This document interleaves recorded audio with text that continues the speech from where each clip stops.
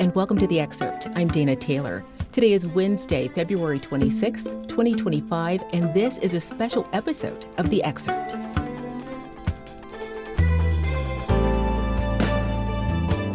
This episode is in celebration of Black History Month. For more than 90 years, a cultural landmark in Harlem, the Apollo Theater, has shaped the trajectory of entertainment in America. The list of icons is long, from Ella Fitzgerald and Billie Holiday to Quincy Jones, Chris Rock, and Stevie Wonder. It's a place of legends, including those yet to be discovered. Some of today's brightest music stars, like Grammy-winning jazz artist Samara Joy and Grammy winner H.E.R, seem destined for the Apollo Walk of Fame. In 1958, Dionne Warwick and her gospel group won Amateur Night at the Apollo, and just last year she was inducted into the Rock and Roll Hall of Fame. Dionne Warwick now joins us to discuss the legacy of the Apollo Theater and how it's still shaping our culture today. Thanks so much for joining me on The Excerpt, Dionne. My pleasure. How are you? Wonderful, thank you. The story of the Apollo Theater is one of resiliency. How do you think it's been able to remain relevant in the entertainment world after 90 years? Oh, wow. The Apollo is one of those edifices that will be around for the rest of not only our lives, but the many to come after our lives are over. And the old saying still goes very, very true. If you can make it at the Apollo, you can make it anywhere. And fortunately, they liked me enough to give me a sanction. Yes, you can go. And I'm still going. We can't talk about the Apollo Theater without talking about the ongoing Amateur Night at the Apollo. What was your experience like heading out onto that iconic stage for the first time? It was frightening. Absolutely frightening to, first of all, know what that stage represented and to know that you're standing where the icons of our industry not only stood but performed is quite um, humbling, for lack of a better word. When you feel that you're standing where Ella Fitzgerald stood, where Lena Horne stood, where Sarah Vaughan stood, where so many of the iconic, not only ladies, but also men stood and performed. You've accomplished something, really, truly accomplished. Of course, there's one group that's consistently shown up and performed every night, and that's the audience. Can you describe the active role of the audience in finding rare talent? And from an artist perspective, what are your thoughts about the amateur night audiences? That was a true test of artistry for an artist to walk out on that stage to perform. These people not only let you know if they liked you or if anybody else was going to like you. That's probably one of the hardest audiences to perform for and receive the, okay, you got it. But like I said, it's an old saying, but it's an absolute true one. If you can make it at the Apollo, you can make it anywhere. I want to circle back to this. One of the most iconic amateur night wins was 17-year-old Ella Fitzgerald. You've been a trailblazer for women in music, but how did some of the performances of the artists who came before you help shape your career? There's a saying, you stand on the shoulders of those who are great.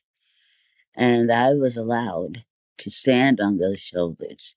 I got to know these incredible ladies and gentlemen in the industry. They embraced me. They threw their arms around me and decided that I was their baby and watched me grow.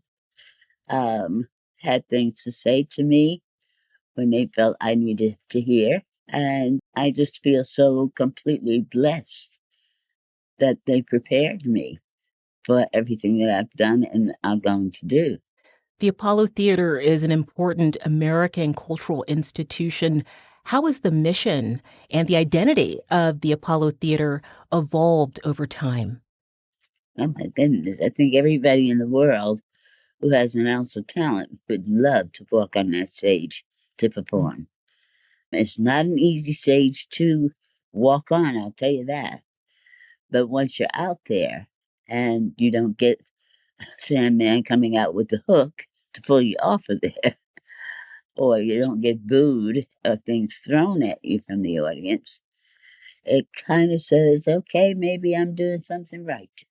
And what can you share with us about the spaces being created for emerging artists, both at the Historic Theater and in the new spaces at the Apollo stages at the Victoria? It's something that is not given to you. You earn it. And that I think is what I love more than anything about the audiences at the Apollo. They make you bring your best game to that stage and to perform for them.